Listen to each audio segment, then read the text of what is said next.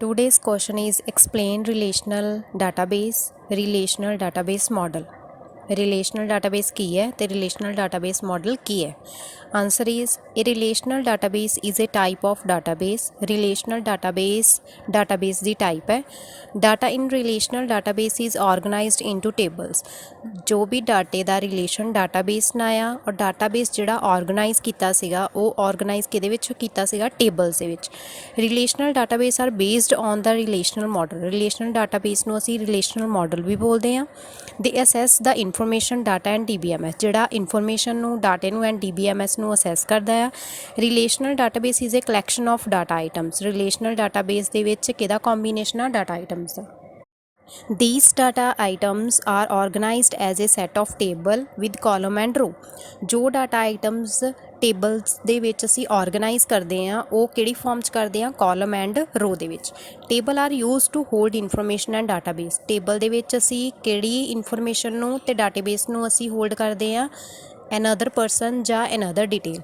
The row and column is hold the data. row ਤੇ column ਦੇ ਵਿੱਚ ਅਸੀਂ ਕਿਹਨੂੰ ਸਟੋਰ ਕਰਦੇ ਹਾਂ ਡਾਟੇ ਨੂੰ। The row in the table could be marked with a unique identifier called a primary key. row ਜਿਹੜੀਆਂ ਟੇਬਲ ਦੀਆਂ ਹੈਗੀਆਂ ਉਹਦੇ ਵਿੱਚ ਅਸੀਂ ਯੂਨੀਕ ਮਤਲਬ ਕਿ ਇੱਕ ਪਰਸਨਲ ਡਾਟਾ ਵੀ ਅਸੀਂ ਡਿਫਾਈਨ ਕਰ ਸਕਦੇ ਹਾਂ with the help of primary key. Data in A relational database is organised into table. ਜੋ ਵੀ ਡਾਟੇ ਦਾ ਰਿਲੇਸ਼ਨ ਡਾਟਾਬੇਸ ਨਾਲ ਹੁੰਦਾ ਉਹਨੂੰ ਆਰਗੇਨਾਈਜ਼ ਕੌਣ ਕਰਦਾ ਹੈਗਾ ਆ ਟੇਬਲ। ਹੁਣ ਨੈਕਸਟ ਤੁਹਾਡੀ ਡਾਇਗਰਾਮਸ ਰਿਪਰੈਜ਼ੈਂਟ ਕੀਤੀ ਆ। First of all student table ਕੀ ਹੈ? ਸਟੂਡੈਂਟ ਜਿਹੜਾ ਟੇਬਲ ਹੈਗਾ ਇਹ table ਦਾ name ਹੈ। student name, course and roll number is called to the table heading and within data is also called to the table data. suppose Simran, Manoj, Rohan, Kiran, Gurmaan ਤੇ course ਉਹਨਾਂ ਦੇ BCA, BSc, IT, PGDC, MC ਔਰ MBA and next roll number 101 2 3 4 5 6 5 ਇਹ ਕੀ ਹੈਗੇ ਆ students table ਦਾ record.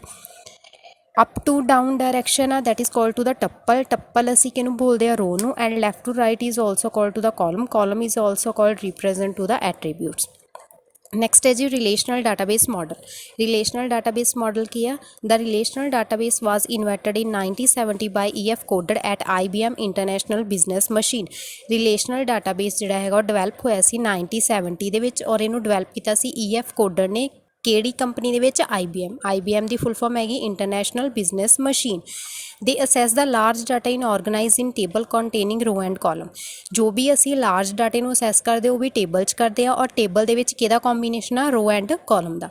The data is stored in row and column. ਜੋ ਵੀ ਡਾਟਾ ਸਟੋਰ ਕਰਦੇ ਆ ਅਸੀਂ ਰੋ ਐਂਡ ਕਾਲਮ ਦੇ ਵਿੱਚ ਕਰਦੇ ਆ। Row is called tuple and column is called attribute. Oracle ਦੀ ਫਾਰਮ ਦੇ ਵਿੱਚ ਅਸੀਂ ਰੋ ਨੂੰ ਟੱਪਲ ਬੋਲਦੇ ਹਾਂ ਅਤੇ ਕਾਲਮ ਨੂੰ ਆਪਾਂ ਐਟਰੀਬਿਊਟ ਬੋਲਦੇ ਹਾਂ।